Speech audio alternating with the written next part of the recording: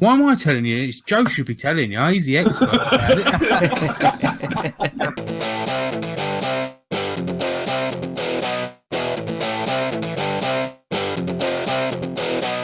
Welcome to Makers International, a podcast of makers from 3 countries, 2 continents, and featuring 5 guys separated only by the same language. Here's your host, Richard Morley. Good evening, good evening, good evening, good afternoon, good morning, wherever you are. Happy times, welcome back. I honestly can't believe this is now episode 2, which means at least one person that isn't in the room right now actually listen to this. If you did listen to last week's episode, thank you so very much. There we had some wonderful, wonderful comments, and actually, if you guys don't mind, I want to say a big thank you to the listeners from last week, because obviously there were some very nice comments there. Did any of you guys notice some less positive? I'm thinking around the international part. I don't think we explained that very well. Would you 4 agree with me on that one? I think there was a bit of confusion around that. Yeah, well, we had one gentleman who, where were we? Probably Australia or maybe New Zealand, who was upset we didn't touch that side of the world. But what I think listeners need to understand is they're 17 hours ahead of us, so that would make it near impossible for us to group together every week. We did discuss that, but what it led us to is we thought we could do bi-weekly or monthly or wherever it should take us interviews with makers from all over the world, no matter what time it may be. And, they're more than welcome. Absolutely. I certainly wouldn't want to have to explain to my other half that every single week I had to be up at 3 o'clock in the morning, because I don't think she'd get that. That's it. That's a bit much. That's just me. But if you're the other side of the world and you're happy to let that happen, then by all means, because as Alan has already explained, we always wanted this to be completely international, and we still want this to be international. So what we'd like to do is invite those people from across the globe in those random time zones, in those inconvenient time spots. If they would like to be on, we've actually got a few people that we're thinking of trying to ask and maybe cajole and persuade that, 3 in the morning is not that big a deal. Well, here the problem is, just for people that are curious, we normally record this show 4:30 Eastern time on Sunday afternoons, and the problem with involving somebody on a weekly basis from, say, like New Zealand, is that by the time we're opening the podcast, they're getting out of bed and going to work on a Monday morning. I mean, it's just not very convenient for us to do it that way. Exactly. I mean, it's bad enough because we're what, you and I, Chris, we're 5 hours apart, aren't we, in terms of time? Yes, 5 hours difference, yes. So across the podcast that we've existingly got, we've got a 5-hour time difference. And that doesn't sound too bad. It's lunchtime, tea time difference, I guess, in real terms. But it's so hard just to get the 5 of us together already with that 5-hour difference every week. It would work to do it regularly. And I certainly wouldn't want to have to get up at an hour early all that time. So we do want to be international, and we are making kind of get people from all across the globe, various disciplines. So bear with us on that one. And logistically speaking, it is a nightmare. So thanks to everyone for listening, and thanks to everyone that wants to be on. But for those that, if you actually think about it, it's a little bit more complicated than just including everyone in the world. On a regular basis, at least. If you are interested in being on the show in any capacity, we do have a Twitter you can get a hold of us on. It's at MakersINTL. So at MakersINTL, you can hit us up on there. And we're not looking for big names or small names. It doesn't matter. Anybody, anything in between, just go ahead and hit us up on there. Absolutely. If you are a basket weaver from the Congo and you've got no subscribers, we're still interested in talking to you. Absolutely. Because it's all about the making, wherever you are, your deal is. And like we kind of touched on last week, subscriber numbers are just a number, and I don't think any of us 5, I think I can safely say that nobody here really cares what your subscriber count is, as long as you make stuff. Even if your name is Joe and you're just average. We'll have you on. Turn the page, Jamie. Pretty much. So, Jamie, as always. So, as you already know, we're here. There's 5 of us. I'm Rick Morley. I do Brain Fizz. You've already just heard from Jamie, but Jamie, come and introduce yourself again. Say hi to everyone. Hi, everybody. I'm Jamie, and I'm on JP Woodwork. Alan? I am Alan Robinson, also known as the Woodworking Junkie. You can find me on Facebook and, of course, on YouTube under the Woodworking Junkie. My name's Chris. Last name's Cute. Also known as Chris Cute, and with that last name, that's probably more than enough. You can and you can find me on YouTube under that name. Thanks. What about you, Joe? Come on, say hello. That's it. You got to save the best till last. Well, I'm Joe, and channel's Average Joe's Joinery. That's it. That's all you need to know about me. What are you working on at the moment, Joe? Well, at the minute, I'm working on waiting for deliveries because I get most of my stuff on eBay. And I'm sure many of you have all had these problems. You get enticed by the cheap prices that you can get from China and stuff, and you buy them, and then you get the estimated delivery date come through, and it's like, oh, 3 months from now. So that's the trouble that I'm having at the moment. But bit of a teaser, I've got acrylic and LEDs on order, so that should be something to do with my next project. Milliput? Oh, Milliput's got to be in there somewhere. How about yourself, Alan? What are you working on at the moment? I'm not exactly currently working on any project. This past weekend, I made a Moxon vise, but that's not really what I wanted to talk about. I also made a trailer to a short film I've been kind of throwing around called End Days. It's kind of a zombie apocalypse trailer. But what led me to it, I already had the idea knocking around in my head, but what led me to it was our very own Chris here shared out a link by Mike Fulton over at MF Woodshop, where we're going to make a zombie weapon challenge for October 23rd. Is it, Chris? October 23rd, 1 hour before The Walking Dead, which led me into a 3-part short series, a film series that I'm working on. So I'm really excited about that. You can see the trailer on my channel. The first trailer is already up. First episode will be up on the 23rd. Excellent. And I'm assuming that you, Chris, are working on something similar, beings as Alan just kind of drops you in it there. Well, actually, you did just drop me in that, but I got a quick question for you guys. Is Halloween big in the UK? I mean, because I know it isn't. Alan, it's pretty big in Canada, isn't it? Absolutely huge. It's our favorite holiday here. My family in particular, it's our favorite holiday. We go crazy over it all month. Well, it's kind of funny because I put out a video last year. I did a Halloween video, and I got a message. I think it was Dale Forsyth from Wacky Woodworks.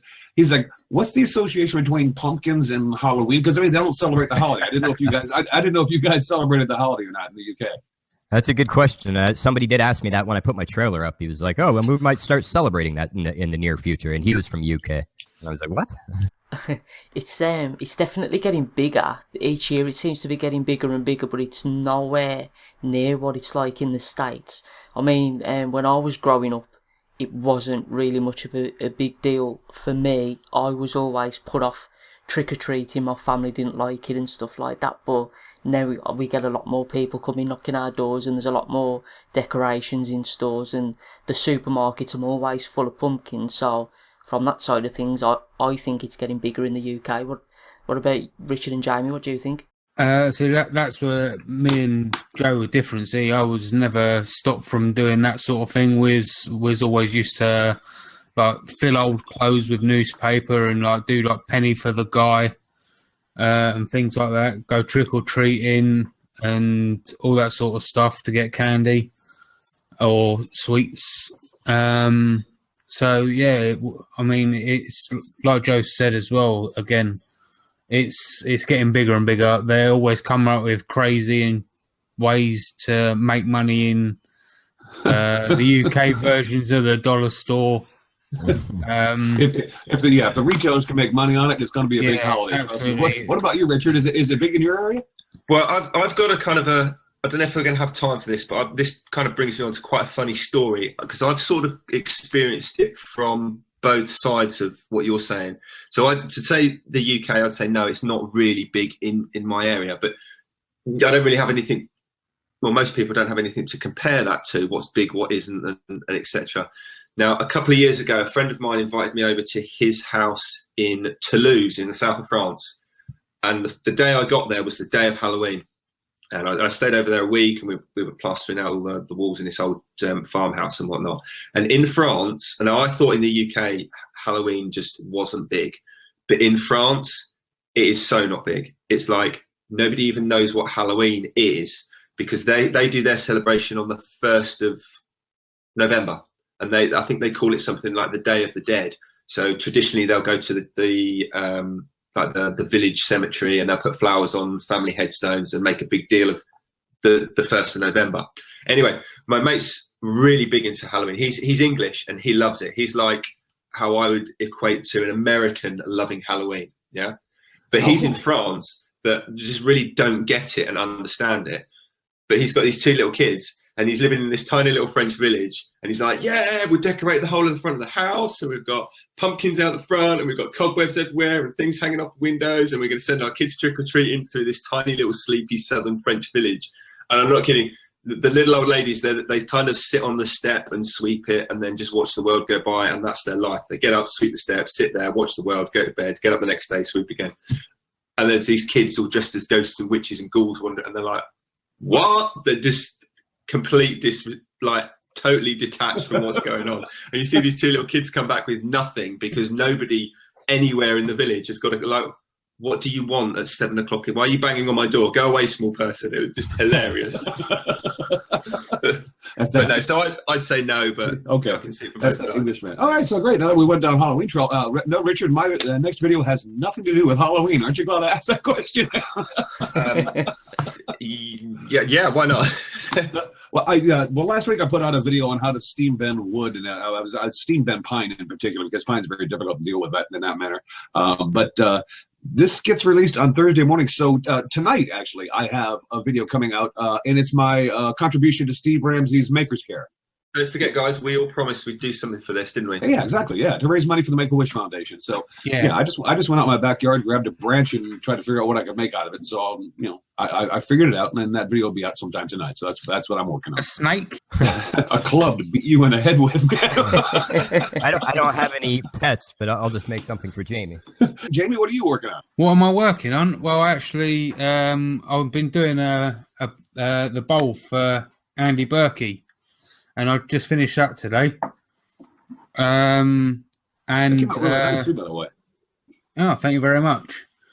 And I've just, as soon as I finished that, I put a piece of pear wood on the lathe just to see how it turned out. So I'll probably be turning a bowl out of that tomorrow.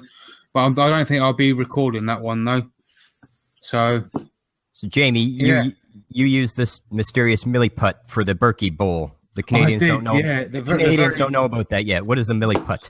A milliput is like an epoxy resin. It's like Play-Doh, and you mix 2 parts of it together. Why am I telling you? It's Joe should be telling you. He's the expert. I might be pulling on your leg a little. You mix it together, and it's sex rock hard. Let's keep this clean, Jamie. There goes the show. Richard, save us, man. Save us. What are you working on, brother? Right, so I'm going to completely ignore that and bring us back to normality, although I'll be honest, I don't mind a bit of blue for the adults. What am I working on? I tell you what, I'm really kind of not working on anything video related. By the time this goes out, I will have released my metal turning video. I did some turning on the lathe, so that's already out if you haven't already seen it. But right in the kind of the present tense, and I have to be honest, my brain is really right now struggling with what's going to be in the future when you listen to this, because it hasn't happened yet, and it's all very confusing. Because I'm actually not around. I'm out. I'm like up in Birmingham at the moment at the NEC working on a stand for a company. So it's an enormous industrial woodworking show. And when I say industrial, there are table saws there that cost 5 figures, and if I knocked down all the internal walls in my house, it still wouldn't fit. Oh, these things are like enormous. You need a special sled just to put a full 8x4 sheet on these things. They are that enormous, some of them. And they only hold one blade. No, they've got 2 blades in them. They've got scoring blades as well. So, Oh, right. you know, these we're talking industrial machines for the most part. You know, when you go in and ask to look at one company's jointer planer machines, and they say how big, if you say 12-inch, that's like DIY stuff to them. Some of these, you know, 2 foot wide thickness planers and jointers, these things are colossal. I've been taking pictures like you wouldn't believe. So when you say to somebody, yeah, I could make that with, you know, $1 million worth of tools, then that's industrial size. But what's great for me is because I'm wandering around with, you know, I've got my little tiny contractor job site saw, and I'm seeing all these enormous table saws and the projects that these guys are making on them. And that's getting my head just literally exploding. So I've got that going on in the back of my mind. I'm absolutely exhausted. I'm all bummed up with a big cold. I barely know what time of day it is. I feel like I'm getting up for 9 o'clock in the morning to go to work like the New Zealand guys would be. So whether it'll be a video or not, hopefully, but when it'll come out in terms of when, I really don't know. But I'm constantly just so busy at the moment doing that. I'm really just having to focus on it for this this show. That said, it is a lot of fun, but very tiring, and I'm a little bit. Yeah, I think I completely messed up the start of the podcast because it was all out of sync because I basically cannot function at the moment. So, with that said, let's get to Joe and our topic for this week. Well, I think it's going to be a really good idea to cover kind of what I was talking about last week when we was talking about who was watching, and I mentioned about Jack or whatever's video on Mike's channel and some of the negative comments and stuff like that. So if we could just discuss our own experiences with different forms of the community, because also last week we were singing its praises with how brilliant it is and how supportive everybody is in the community, but there are some areas, there are some sites where you will get that other side and you will get negative comments. I mean, I've got a few examples myself where I've had quite a few negative comments that I can bring up, but has anybody else ever had experience with the opposite side to this community, as to say? I wanted to give people the backstory to why this came up in case they don't remember. We brought it up last week because of the thing that happened with Giaco whatever. Yeah, yes, that's right. Yeah, and to give the story on that Giaco put out a video on the Make channel, which is a YouTube channel, and the people who subscribe to that are makers from, you know, all sorts of different kinds of makers, and they're not part of our, like, what we would consider our little community that we have over here of woodworkers and metal workers and people that, you know, we get along with. And so a lot of people saw the video he put out, and he actually at one point in time had more negative, like, thumbs down on that video than he had actually thumbs up, and it became a real negative situation. So I just want to give people the backstory as to why we're talking about this right now. On my channel in particular, I've had 99.9% positivity at all times, but I think it really comes across that I'm a beginner and I'm not there to teach, I'm there to learn, and I'm always very positive and try to be inspiring as possible. But I do have one situation that I never did speak about on the channel. I've never spoken about it here on the podcast or on social media or anything. I got an email just quite recently from a guy who said, he more or less, I'm not going to get into the specifics of it because it's graphic, but he more or less told me, I live 30 minutes from you and I want to come to your shop. I'm coming to your shop and I want to get a piece of you. And I was just dumbfounded by it. It literally kind of scared me.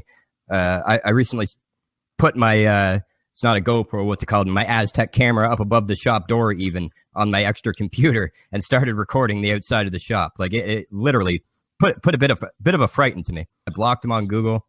There's no point in responding to these kind of guys. And I'm sure he was just a troll. But have any of you guys ever experienced anything like of that level? Like it was pretty intense and it seemed pretty serious at the time.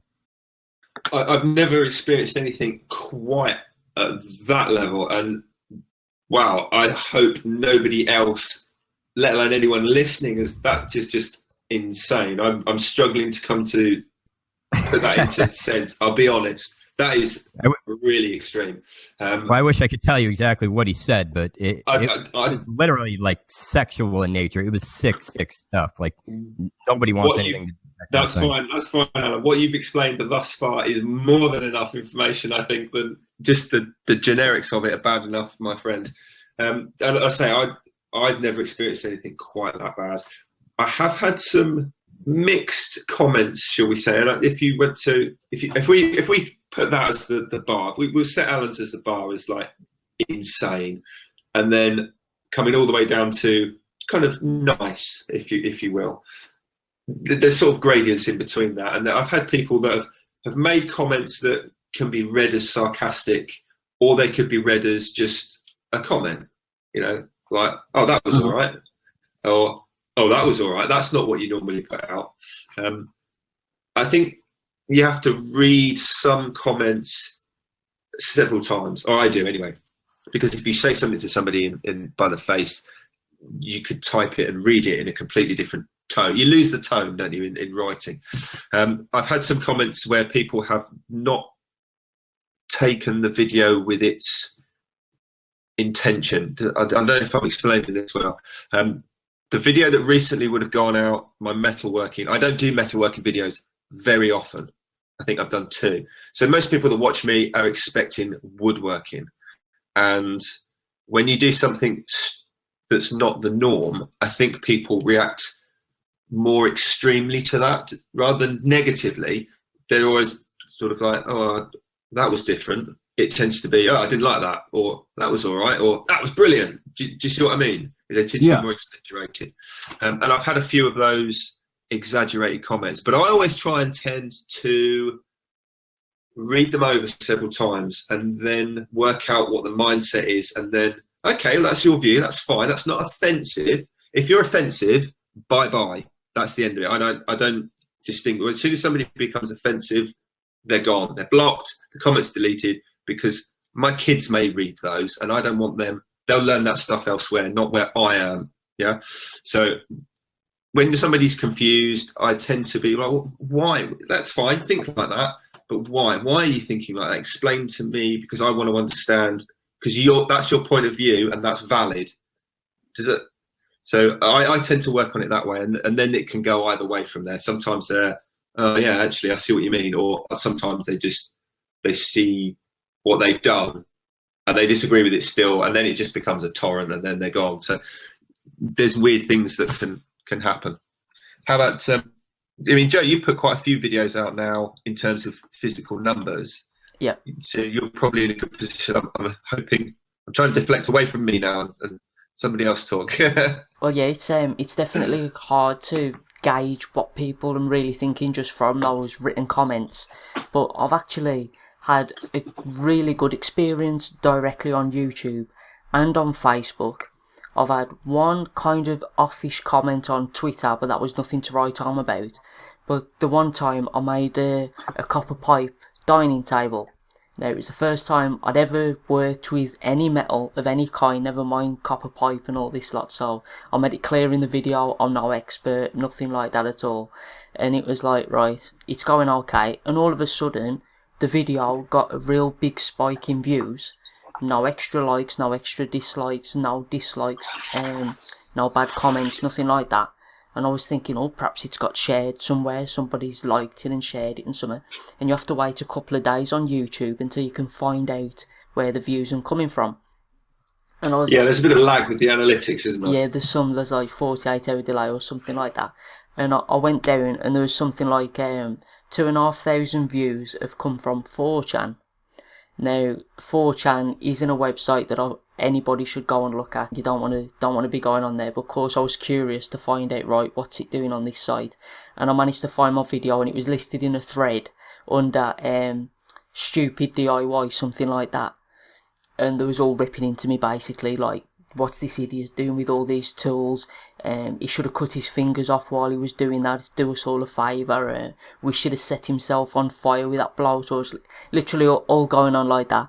Well, of course, I think if you're putting your work out there, you've got to be prepared for comments like that. You shouldn't get them, but you've got to be prepared for them, and don't take them personally, because they're just there to get a reaction. But I had to reply, and I replied to him, and I was like, look, I'm no expert, blah, blah, blah. Hopefully I'll do better with the next one.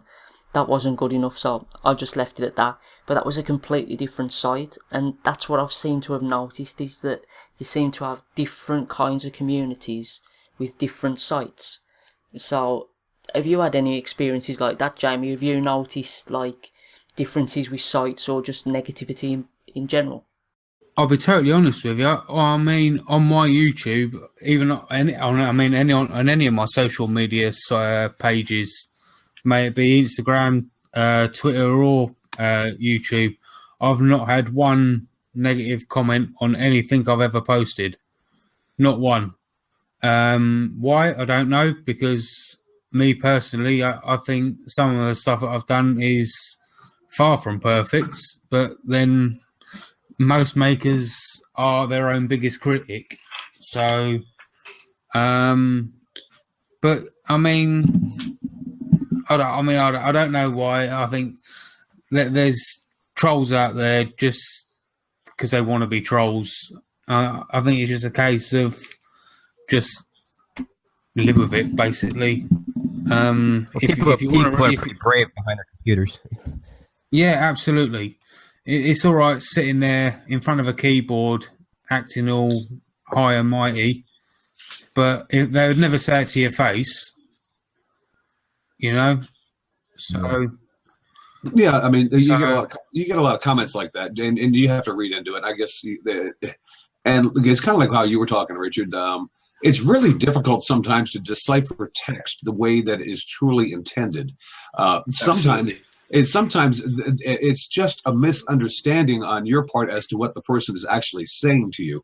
And if you were sitting down, like you were talking about, Jamie, if we were sitting down next to each other in a bar and the guy had just looked at it and he had made a comment about your video, you'd probably very clearly understand what he meant.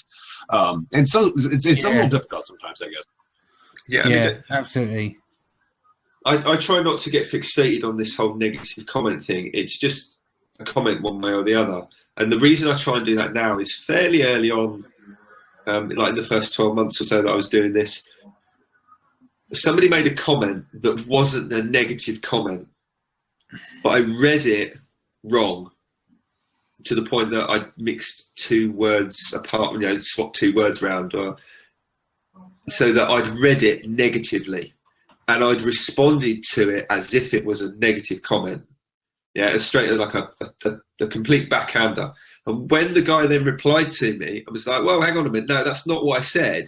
I then went back and reread it. And I was like, oh, yeah, that's not what he said. I've totally misunderstood what his comment was. So I think it genuinely happens both ways. Someone might write something and not communicate it well. You read it with the wrong tone, or as I did, you completely read it. You read something completely different. That's not what he wrote, and I still replied as if he had written it. So you're not doing yourself any favors. So you have to be quite careful in all these things. I mean, how about you, Chris? Would you, because you've been putting videos out a reasonable time period, you've stacked up a bit of a catalogue. Have you got any experience on this with you? From the YouTube side, honestly, I don't. But I can give you a story from my professional background. And for anybody who is not aware, professionally, I worked in broadcasting in radio for over 20 years. And I learned something very early on. I don't want to so much focus on the negativity as I want to help people get over it if they receive it. Here is how I have, in a nutshell, kind of figured out how it affects people. When you don't happen to be as successful or as confident in yourself as you would personally like to be, I think you got to find that the trolls, the negative comments, and things of that nature are going to bother you. And when you become as successful or close to as successful as you want to be, or when you become very self-confident in who you are, not necessarily the work you necessarily put out. Because the work that I put out and we all put out is certainly open to anybody's criticism. I just happen to be very confident in who the person that I am. And so I have very, if somebody hits me with negativity of any sort, it's like water on a duck's back to me, because that's okay. It just doesn't bother me. And I had to be put through the ringer to get to that kind of realization, because I realized that very early on. And I'll give you a quick story. I was hired on by a company to start a radio station. And what had happened is they had just purchased an existing radio station that was a competitor of theirs in the market. And it was a classic rock station. And excuse me, they purchased this radio station to basically get that radio format out of the market because it was interfering with their radio station. So they went out and actually just went out and bought that radio station, and with every intention of changing its format. And I'm the guy they hired to come in and program the new format and put it on the air. And this radio station was fairly successful. It had a large audience. So they hired me to change a classic rock station. We're talking Led Zeppelin, Rolling Stones, and change it to a Britney Spears radio station. Do you know, I can't quite see you in a red skin-tight suit, but I can see you in Led Zeppelin. I really can. If you don't think that I experienced negativity firsthand, and all of the disc jockeys that were working for me at the time experienced that negativity firsthand, and I'm not talking text, people. I'm talking about phone calls. We're talking about people that will call you up on the telephone and tell you exactly what they think of you. And you've got to be able to get over that hump. And for a long while, because when the radio station, we first signed it on, because radio stations, much like television, you may be familiar with television ratings, radio stations are rated the same way. The first ratings book that came out, we were dead last in the market. That radio station, because we changed the format on it, it lost its entire audience. We were dead last in the market. And those negative comments were still coming in. So not only were we facing failure, we were facing all the negativity based on who and what we were doing. It became very personal. So these guys ringing in, are they the viewers to the old station, or was that the disc jockeys as well? No, well, you name it. It's a very, very, very cutthroat business, Richard. But it was listeners of the old station, as well as personnel from the old station that no longer were employed. It came down to all of that whole nonsense. And then, so what I'm trying to say is, we were faced with adversity like you would not believe from the get-go, vocally from listeners and other people, and also because the industry had rated us and we turned out to be dead last in the market. And so that was the confidence level and the unsuccessful level, to the point where that kind of input was really, really affected you, because you haven't grown to be as successful as you wanted to be yet. And let's be honest, you can't go through that and come out dead last in the ratings and be confident with who you are. You have to really, really, really have the determination to push through that. And we pushed through it. And I'm very proud to say that 2 ratings periods later, we went from dead last in the market to number 1 in the market. We were the number 1 radio station in the market, and we held that position for 15 years. Brilliant. So the negativity, and that we got there. Now, here's what the deal, but the negativity still comes in, because you always get complaints, and we got them live via the telephone. But when I got to the point where we were number 1 in the market, I knew we were good. I was confident in who I was and what I was putting out there, and those comments didn't bother me a bit. That gets back to my point about how to deal with the negativity on your channel. If you are bothered by it, then ask yourself some questions. Why are you bothered by it? Are you bothered by it because maybe they're not right? You're not sure of yourself? Well, then you know what? Shore up your confidence, mate. Get a hold of who you are. Feel good about what you do. Feel good about how you do it, and don't worry about the residual effect of it, and that will go away. If you're not as successful as you'd like to be, it's going to bother you. But try to understand that, look at it, and it's just easier that way to ignore. And that's, couldn't agree more there. There you go. That's basically all the lesson that I have that I can give to you from my own personal professional experience that may intertwine with what we're talking about today as far as YouTube goes. I think that does tie in very well in terms of what you're putting out, what you're working towards, whatever that end goal is, whether it's a number of subscribers, a number of views, or whatever. Once you get comfortable with it, be familiar, the confidence will then kick in, and other things then start to bounce off you, because you're just getting on with it. When you're still finding your feet, and every little criticism or every little look and comment is felt to be a criticism. Yes. You naturally then go defensive. But right. Once you're looking out, and you're comfortable, I think that definitely translates across. Yeah, you hit on this last week, Richard, because we were talking about subscriber numbers, and you made a very, very solid point that a lot of subscriber numbers are used a lot by other people as a rating system, basically as to who you are. And I think the five of us pretty much agree.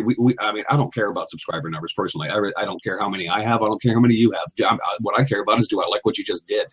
But a lot of people do put, hey, but all I'm saying is if your goal is to have 300,000 subscribers, once you get to 300,000 subscribers and you've done it, you've climbed that hill, you've climbed the mountain that you wanted to climb, are you going to let those little comments, those thumbs down, those little comments actually bother you? I don't think the guys that are there and are achieving the kind of success that we all kind of look at and go, hey, you know what, these guys work for it, they deserve it. I don't think, I haven't seen Jimmy DeResta freak out because he gets trolls, and he gets plenty of them. And some of these other guys, I mean, once they get to where they want to be, this stuff just, it becomes laughable at that point in time. The more people you have watching, the more trolls you're going to have. So you have to learn to deal with them, or you might as well leave. There is that side of it too. Yeah, that's a pure numbers game, isn't it? The more people watch, the more chance that somebody's going to watch it doesn't like it, and therefore, exactly, yes. Out of those, the people that are going to make a noise about that. I think Jimmy actually deliberately puts that his confrontation and work, that sort of controversial video out. He's always talking about when he's doing these knife things. Matthias gets blamed for that. A lot of people assume Matthias does that just to kind of push people's buttons, and if he does, then and he claims he doesn't, but you know what? I don't know, Matthias. John Heiss is notorious for coming up with extremely clever responses to trolls. If you look back in a few of his videos, you can get a really good laugh out of them. He's brilliant. Yeah, and I just think it's funny because you're talking about very successful individuals as far as the YouTube world is concerned, and so the approach becomes very different to, oh my God, I got a troll, I'm really mad, I'm upset, and I want to get the community behind me. Let's go rip this guy a new one. And these guys just look at it and they just kind of laugh and they play a game with it. And so it's a mindset, people. I mean, do you pay attention to the thumbs up and the thumbs down on your videos? Does anybody even really pay attention to that? No, not at all. I mean, even if you do, I mean, you probably all notice it. I mean, does it bother you when you've got 20 thumbs down on a video, when all of a sudden you see you've got 150 thumbs up? Now, it does not bother me in the slightest. It makes me wonder what I've done differently on that video than all the other videos. Typically, I'll get about 2 dislikes for every 100 likes. If I make a video that suddenly has 10 or 15, I look at that video and wonder, okay, what happened here? What did I do differently? And what should I not do again? Well, Alan, and I'm gonna my own personal. You handle it the way you want to handle it. My own personal take on that is I wouldn't even concern myself with them then, because when you start to look at the percentages, let's say you've got 150 likes, and all of a sudden one video for no reason all of a sudden comes up with 15 dislikes on it. You're gonna weigh the 15. You're gonna weigh your decision on which way to go based on 15 dislikes as opposed to the 150 likes. Not something I would do. I wouldn't worry about it. No, I see what you're saying, yeah, but typically it happens with a video that has a lot less to do with woodworking. That's why I ended up starting a second channel. I don't. Doesn't seem like I know exactly what you're talking about. Yeah, okay. Yeah, it doesn't seem. I don't typically get a lot of dislikes at all. People just jump ship altogether. I get a lot of unsubscribers. If all the people that have unsubscribed to me had never unsubscribed, I'd be already at better than 10,000 subscribers now. And it's because all the wacky, weird videos I make, which ultimately ended up with me going into a second channel just to try and stop that. But I don't look at subscriber numbers, to be honest with you. I still kept making those videos anyway, knowing I was going to lose subscribers. I look at view counts more than anything. If I want to look at a statistic, bottom line is, if you want to be successful on YouTube or make a living at it, I should say, it's your view count that matters. It's not your subscriber count. Yeah, and I'll throw that back to the did you guys get to see the chat that they did at Maker Faire in New York, where it was Jimmy and Giaco and David Welder and then Laura Kampf and April Wilkerson were on stage discussing things? Because they mentioned that basically that, if you're in this thing and you're looking to become an overnight success, you're going to be absolutely not too happy with yourself. Hello, Chris. Spoiler alert. I haven't seen any of that. So I'm just going to go to hibernate now because I haven't seen this. I'm not going to pass on everything they had to say there. It's like an hour long. So I mean, I'm not going to. But they hit on that subject, and that's all I was trying to say is that they hit on that subject a little bit, and that if you're all of a sudden expecting to launch a YouTube channel, become the next overnight sensation, well, reality check, people. There's no such thing as an overnight sensation. You got to work at it. That's all there is to it. Yeah. All those bigger channels, they've all been doing it for years. Definitely, and it applies to a lot of different things as well, not just with YouTube and online things. If you've got a little craft store, you're not just going to turn up to one craft fair and be the top seller there and outsell everything, and everybody's thinking, well, what's he doing different? It's like, you got to be building up your skills, you've got to learn your market, you've got to get behind your audience, and you've got to figure out, well, right, what's my niche, where do I fit in between everybody else? So it really can be applied to your own situation, and it is useful to see what those other guys are doing. I like watching Casey Neistat. He's a real inspiration to me. He does a little bit of making every now and again, but he does daily vlogging, and his philosophy is just like every minute of the day he can be doing something. His time, he spends no time relaxing. I mean, I could never do that myself, but he takes life to its full advantage. And he said himself he was making, I think he was putting out on average one video every 2 months, and he was spending that entire 2 months producing it to make it perfect and to get it just right. And as soon as he started releasing a video every single day, his channel skyrocketed, and it showed that just if you can accept just that little bit below perfect and get ready to be happy with what you've created yourself and just be trusting with your own judgment, and you will really go far. And I think that just does really apply to a lot of other situations, really.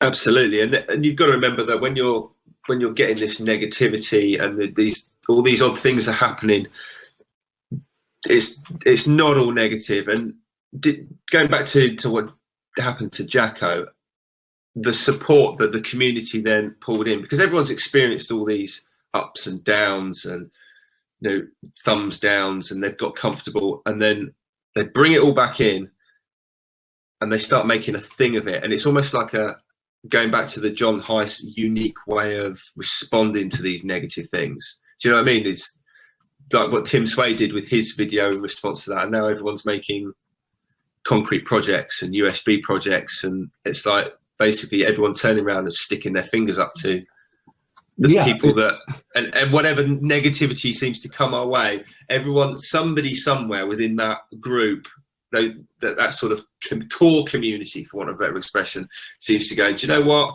Let's turn this back on you. And I think that. And really turned it into helps. a positive. And they turned it into a positive. And they did it in support of Giaco because, first of all, because we kind of sort of know each other, but we don't sort of know each other. But, at the same time, we're kind of a close-knit group. And so it's much like if you see a friend and three guys jump on him and start beating him up. Well, you're jumping in and you're going to ask questions later because you're going to help out your friend. And it doesn't matter the circumstances. You're talking about a buddy of mine. I'm coming to his support, and that's what the community did. And it was so funny. And I wish I could remember. And please forgive me if you're out there and you're listening. Who actually started that idea? Because somebody mentioned it, and the community took off on it and said, you know what? What do you say we all put out concrete USB hubs just to get these naysayers, and to throw it back at them? And what they ended up doing is they took a negative and they turned it into a positive as a community. They took a real negative thing that happened to Giaco, and then they came together as a community. They made it a real positive, and we're all laughing about it now because it's now funny to us. And it's like, Isaac Newton that said with every action is a positive and negative reaction. Mm-hmm, yeah, for everything. Yeah, exactly. So there you go. There's my bit of brain fizz, if you like.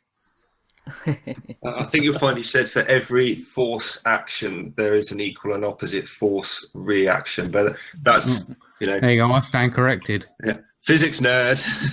I was close. I don't think I could quote anybody, including myself. Close or not, you got the point across, Jamie, and that's all that matters. So yeah, it's the thought that counts. Well, I wouldn't say Jamie was actually thinking. Let's not Let's No, not go I too don't do fast. that. Keep it. I don't do that. I swear the thought of that. Yeah, so we've got our if you're going to turn around to an individual within this community and take a dump on his doorstep, Prepare for an elephant to show up on yours. That's all.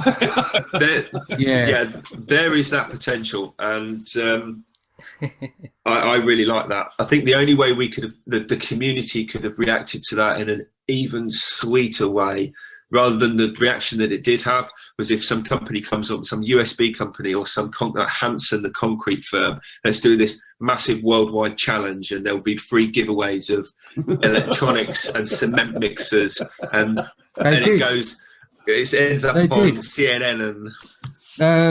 Didn't Quikrete add some sponsorship prizes? Did they really? I'm not aware of that. That's great. That's fantastic. Yeah, Quikrete was added some sponsorship prizes. I can't remember who it was. I can't remember the name of the guy now. I'd have to check it up, and we'll put it in the description to his channel. Yeah, there was. It ended up turning into like a competition because there were some people that weren't doing it out of concrete, so there was like a couple of categories. It's pretty cool. So what's turned into like I say, a finger up to the trolls has turned into a competition. That's awesome. That is that. Take that in your face, Mister. Put out a bad comment. So I do think a lot of it is just kind of. It basically boils down in its simplest form. You liken it to when you were 7 years old in the playground at school. There was always that one kid who, just for no reason at all, everyone picked on.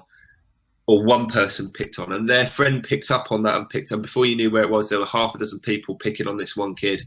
And like with Joe's video out in the ether on some other random website, that's just whispering behind somebody's back. They haven't even got the strength of character to say that to your face. Sorry, can I just interrupt there? It's Michael Loying. I just remembered it. That's Michael Loying on Michael Loying on YouTube. Excellent. Well, so that's obviously what you've been watching on YouTube there, Jamie. One of the others, yeah. I've actually got a couple written down. Tell me. The other is one of my favourite ones. Is Waylite Creations, which is Ryan Bitters. He did a shattered Bangarang mirror, which was like a Batman. It's kind of like had the effect of a Batman. I can't think of the word. A Batarang. Yeah, a Batarang, like thrown into a broken mirror, and it just looked absolutely incredible. That was another one, and another one is going to seem like a bit of a shameless plug, but I'm actually going to promote my own channel. I did a picture of a lot of makers, of a lot of picture edits, and on that channel, in the description, there is nearly 70 links to loads and loads of different makers' channels. So I want everyone to go over there and subscribe to everybody else's channel and things like that. Everyone on there are all great makers, all deserve the subs. So yeah, if you could all do that, that'd be brilliant. I saw you did that, Jamie, and I wouldn't say annoyed, but I get tired of doing it somewhere between the 5 and 10 mark, putting links in descriptions. And I thought, you must be half insane to sit there and put 70 links into this. That must have taken you forever. Yeah, you could say that. But I thought it was a good thing you did, though. But what I've done is because YouTube would only let me put a certain amount of links in the description before it says that's it, you can't write no more. I've turned around and I've kept a list of everybody who have said that they want to be in that list, and I've said that I put it in my next video. It was fantastic, and I thought the video itself was really funny. You've done a lot of funny edits. Yeah, so I've actually there was 100 pictures altogether, and all of a sudden I did another picture of Andy Berkey, and I've got to do another one. I've got to do another 100 pictures now. It was hilarious. If you get a chance to check out Jamie's video, please do. And that was excellent of you. And just FYI, we lost Richard. His connection dropped. So I'll just throw it over to you, Alan. Who you watching, buddy? This past week, I think the best video I saw was actually a collaboration video. It started with a channel called Green Beetle. Green Beetle is a steel worker. I didn't know Green Beetle was a thing. I'd never heard of Green Beetle. It is better than 80,000 subscribers. But I'm subscribed to a channel called Shogun Jimmy. So what they built was called Hell's Pizza Cutter. It started with Green Beetle. He built the steel portion of it. And it's like what do you call the star for the devil? I'm not into that kind of thing. You know what I mean? Star for the devil. Is it a pentagram? Yeah, a pentagram. He built a pentagram with a thin steel handle, and then he sent it off to Shogun Jimmy, who made a wooden handle for it. And they did a fantastic job. It looked absolutely beautiful. But then at the end of that, they put it on eBay up for auction, going out to charity. And I thought that was really, really cool. I'll put the link for the auction in the show notes down below, but I think it's at about $70 American now, and that looks like a steal. You should see this thing. It looks fantastic. That sounds brilliant. I'll have to check that one out. I haven't seen that myself. Yeah, make sure you watch them both. They just did a fantastic job. What are you watching then, Joe? Well, myself personally, I've recently seen Mark Spagnolo on the Wood Whisperer channel. He does woodworkers fighting cancer every single year. And he's just released this year's project, which is a castle bookcase for like the kids, and he's included like a drop down drawbridge and little tunnels and windows and stuff. It's great, but he puts out free plans for it. So you download the plans, you make the project, customize it however you want, and then just send in a picture. Or if you do videos, you can video it, put those up too. And then the donate, I think it's $2. I might be wrong with that, but I think it's $2. He's putting forward for every single entry, and also the sponsors that he's got along with it too. And also on the Wood Whisperers website, he's also auctioning off tools that the sponsors have put forward, and of course all the money goes to the cancer charity that they're supporting. So I mean, I don't know anybody who hasn't been affected by cancer in some way, so it's one of those causes that I don't think anybody thinks twice about getting behind. Absolutely. No, I agree. Everyone can relate to that charity somewhere along the line. Definitely. And Joe, you're kind of, and I don't want to say intimately involved because that would give the wrong connotation. But you know Mark's guild, I would say rather well, because aren't you currently doing the Maloof rocker? Yeah, I'm doing his Maloof-inspired sculpted rocker at the moment. I mean, it's taken me ages, don't get me wrong, because I'm stopping and starting and everything, but his instructions are brilliant. Does that mean you've gone off your rocker? Yeah, I've got to be off my rocker to be doing that one.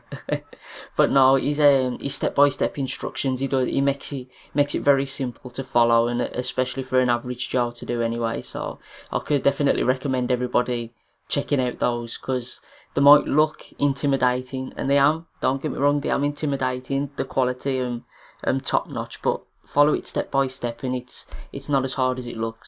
Is that a video project, Joe, or a just something you're doing on your own, just for the fun of doing it? Yeah, I'm not doing it how I normally do my build videos, because of course it's a paid project, so I don't want to give away too much information, and I'd hate to think that people are going to follow what I'm doing, because then it'll turn out awful. But I'm just doing a quick overview in step by steps of my process of the build, so people can see how I'm personally getting on, and then they might like to give it a try for themselves. So yeah, I'm documenting it along the way. Awesome. Awesome. Well, I'm going to jump in if nobody minds. I'll tell you who I'm watching. I mentioned this guy, and Alan's familiar because I featured him in the Channel Pass video I did a while back ago. It was Andy Berkey. He does, and I don't know why. I do know why, because it's good. I love this segment that he does. He does a segment that is just 60 seconds of either motivation, inspiration, instruction, or just how to, or just kind of get your mind right. Andy Berkey, if you haven't watched him, check him out. He does a segment called "Give Me a Minute," And his last video was called Brain Maintenance. And because Andy does a lot of stuff about getting his head right in order to get into the shop, getting rid of the white noise, making sure that you got a clean head and you can concentrate on the day's work. And it applies to whatever you're doing, whether you're a maker or whether you go into an office job every day. You got to leave home at home, and now you got to be at work. And it was the way he went about talking about how he did it. It was really cool. And I know, Alan, you said you got something out of that as well. Yeah, I absolutely loved what he said about the most important tool in your shop is your own head. He recently did and I'm not sure if it's out yet, to be honest with you. I know it's been announced, but he did an interview with Waylight Creations. He's been interviewing makers, and he asks each and every one of them, what is your favorite tool? And his answer just blew me away. It's your own mind. You get your mind right, you get your project right. And I couldn't agree more. I just thought that was amazing. No, cool. Well, Richard, we don't want to ignore you. I mean, you're only the host. We should probably ask you what you've been watching too. To be honest, it was kind of not. I'm so exhausted. I think I could probably, if I don't say something soon, I'll just nod off, and then you guys I'll wake up and it'll be the next day. So what have I been watching? I stumbled on. You know how sometimes you get these suggested videos or things that just randomly pop up that you find a guy, the channel. I tried to find it earlier. This was a day or two ago. It's called Finn Crafted, or I'm sure it's Finn Crafted or Finn Craft, because it was like a play on the fine crafted side. This guy is from Finland, and the videos I was watching, he does a bit of forging, a bit of metalwork, a bit of woodwork, a bit of kind of upcycling, and just he'd made a. Do you remember in the old days when they had like hard labour and smashing up rocks? Oh, yeah. And rather than just beat it with a sledgehammer, you'd have this enormous rock and you drill holes in a straight line, and then you put metal wedges in those holes and you wedge it open and it cracks and then it splits it in half. He made some of these like 3-part wedged cylinders to hit with a hammer to go in a rock. But he made them out of the spring from like a car suspension strut, the big coiled spring, and he heated it up in these little forge and he hammered away at it, and it all opened out. And this beautifully done video, and it was I was watching it completely dumbfounded, because it looks like his forge is like in his basement or something. Anyway, you watch the video and he makes these beautiful, like half a dozen of these wedges, opens it up, and then right at the end of the video he uses it and splits the rock. And you think, oh, that's really cool, the video's over. And then the icing on the cake, he has like the outtakes. So there's bits of him when he's forging and hitting the thing and the hammer's bouncing off, or he drops something, or he nearly burns himself, or he falls over the rock that he's trying to spit. Absolutely hilarious. So very funny, very entertaining, and very educational and inspiring. So I'm going to recommend. He's going to recommend getting a better internet connection. Anyway, so guys, awesome, excellent. Let's wrap this up. Everybody want to tell everybody else where they can be found? Richard, I will do it for you since you're not here, buddy. Richard is BrainFizz. You can find him under Richard Morley on YouTube, but I believe he also has a website, so we'll look for all of his links there. What about you, Joe? Well, I'm just Average Joe's Joiner on YouTube, Average Joe's Joiner on all the other social media, so nice and easy. JP, Jamie, what's up? I can be found on YouTube at JP Woodwork without the S. And I can be found on Twitter and Instagram at JP_Woodwork. Awesome. Alan, what's up with you, buddy? Where you at? Oh, you can find me on Facebook and most of all on YouTube under The Woodworking Junkie. And I'm not a real junkie. Right. All right, fantastic, guys. You can find me, Chris Cute, on YouTube. Make the First Cut on Facebook. But good talk today, guys. Man, I appreciate it. So we're going to do this again next week or what? Absolutely. Definitely. Do it again next week. All right, we'll see you then. You guys have a good week. Is it going to be on a Sunday, or is Joe going to make us do it on Monday again? Have a good week. Jamie. See you guys later. Goodbye. Have a week. See you guys. See you later.